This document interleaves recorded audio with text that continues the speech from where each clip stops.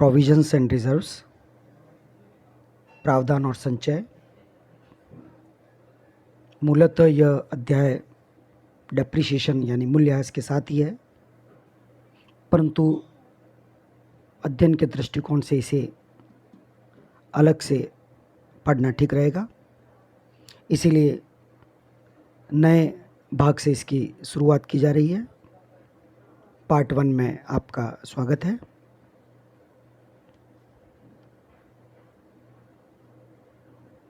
Provisions, प्रावधान। There are certain expenses, losses which are related to the current accounting period, but amount of which is not known with certainty because they are not yet incurred. कुछ खर्चे और हानियां वर्तमान लेखा वर्ष से संबंधित होते हैं, क्योंकि यह व्यय अभी किए नहीं गए हैं, इसलिए इनकी राशि सुनिश्चित नहीं है। It is necessary to make provision for such items for ascertaining true net profit. सही शुद्ध लाभ निकालने के लिए ऐसी मदों के लिए प्रावधान करना आवश्यक है। For example, a trader who sells on credit basis knows that some of the debtors of the current period would default and would not pay or would pay only partially.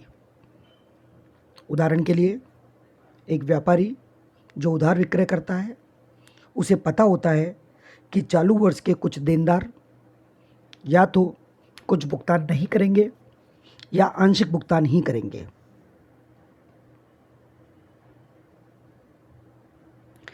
It is necessary to take into account such an expected loss while calculating true and fair profit or loss according to the principle of prudence or conservatism. सतर्कता एवं रूढ़िवादिता के संकल्पना के अनुसार सही एवं उचित लाभ हानि की गणना के लिए यह आवश्यक है कि इसके लिए आवश्यक प्रावधान किया जाए। इस बात को ध्यान में रखा जाए। Therefore, the trader creates a provision for doubtful debts to make care of expected loss at the time of realization from debtors. इसीलिए व्यापारी देनदारों से वसूली के समय संभावित हानि से बचाव के लिए संदिग्ध ऋणों के लिए प्रावधान करता है। In a similar way, provision for repairs and renewals may be created to provide for expected repairs and renewals of the fixed assets. इसी प्रकार से स्थायी संपत्तियों की संभावित मरम्मत एवं नवीनीकरण के लिए भी प्रावधान किया जा सकता है।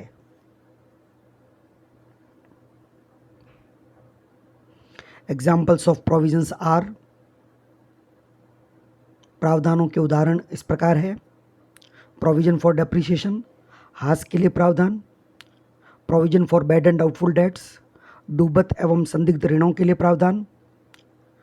प्रोविजन फॉर टैक्सेशन, करों के लिए प्रावधान। Provision for discount on debtors, देनदारों पर छूट के लिए प्रावधान। Provision for repairs and renewals, मरम्मत एवं नवीनीकरण के लिए प्रावधान। It must be noted that the amount of provision for expenses and losses is a charge against the revenue of the current period. यह ध्यान रहे कि व्यय एवं हानि के लिए प्रावधान की राशि वर्तमान अवधि के आगम पर एक खर्चा होती है। Creation of provision insures proper matching of revenue and expenses and hence the calculation of true profits. प्रावधान सृजन व्यय के मिलान को सुनिश्चित करता है, जिससे सही लाभ निकालना आसान हो जाता है। Provisions are created by debiting the profit and loss account. लाभ हानि खाते के नाम पक्ष में लिखने से प्रावधान का सृजन होता है. In the balance sheet, the amount of provision may be shown either. चिट्ठे में प्रावधान की राशि को निम्न में से किसी भी प्रकार से लिखा जा सकता है. Number 1, by way of deduction from the concerned assets on the asset side.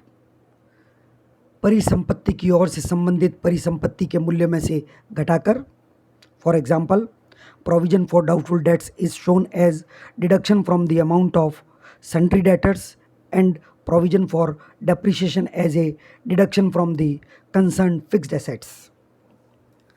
उदाहरण के लिए, संदिग्ध ऋणों के लिए प्रावधान को देनदारों की राशि में से घटाया जाता है तथा हास पर प्रावधान को संबंधित स्थायी संपत्ति में से घटाकर दर्शाया जाता है. On the liability side of the balance sheet along with current liabilities, चिट्ठे में चालू देयताओं के साथ, for example, provision for taxes and provision for repairs and renewals. उदाहरण के लिए, करों के लिए प्रावधान, मरम्मत एवं नवीनीकरण के लिए प्रावधान, इन्हें चिट्ठे की लाइबिलिटी साइड में दिखाया जाता है.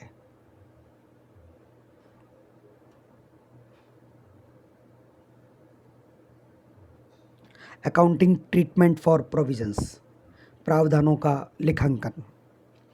The accounting treatment of all types of provisions is almost similar. सभी प्रकार के प्रावधानों का लेखांकन लगभग एक जैसा ही होता है. Therefore the accounting treatment is explained here taking up the case of provision for doubtful debts. इसलिए हम यहाँ पर संदिग्ध ऋणों के लिए प्रावधान के लेखांकन व्यवहार को उदाहरण स्वरूप समझते हैं ताकि अन्य प्रावधानों को उसी अनुरूप समझा जा सके. As already stated that when business transactions takes place on credit basis, debtors account is created and its balance is shown on the asset side of the balance sheet. जैसा कि हम पहले से जानते हैं, जब भी व्यावसायिक लेन देन उधार का किया जाता है तो देनदार खाता बनाया जाता है तथा इसके शेष को तुलन पत्र की परिसंपत्ति की ओर दर्शाया जाता है. These debtors may be of 3 types. ये डेटर्स, ये देनदार 3 प्रकार के हो सकते हैं. गुड डेटर्स, अच्छे देनदार, are those from whom collection of debt is certain. ये वो देनदार होते हैं जिनसे वसूली निश्चित है, यानी पैसा वसूल हो जाएगा. Bad debts, डूबत ऋण. Bad debts are those debtors from whom collection of money is not possible and the amount of credit given is a certain loss. डूबत ऋण वह देनदार होते हैं जिनसे वसूली की कोई संभावना नहीं है तथा यह सुनिश्चित हो गया है कि उनसे कोई राशि वसूल नहीं होगी, अतः यह हानि है.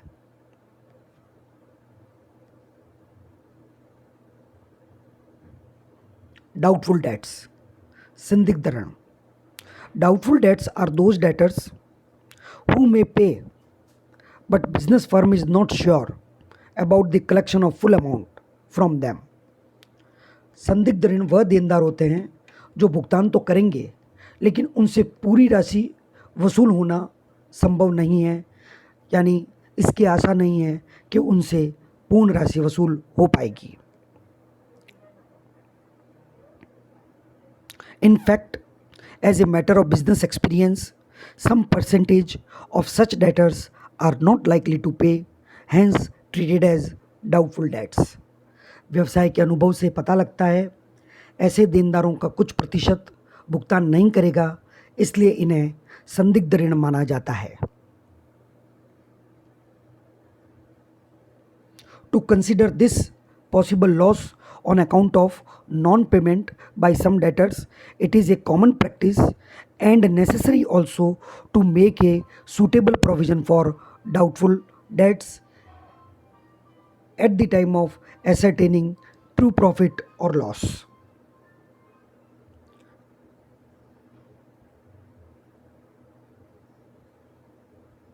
क्योंकि कुछ संदिग्ध देनदार भुगतान नहीं करते हैं, तो वर्ष के अंत में सही लाभ और हानि ज्ञात करने के लिए, ऐसी संभावित हानि के लिए यह एक सामान्य व्यवहार है एवं आवश्यक भी है कि संदिग्ध ऋणों के लिए आवश्यक प्रावधान किया जाए.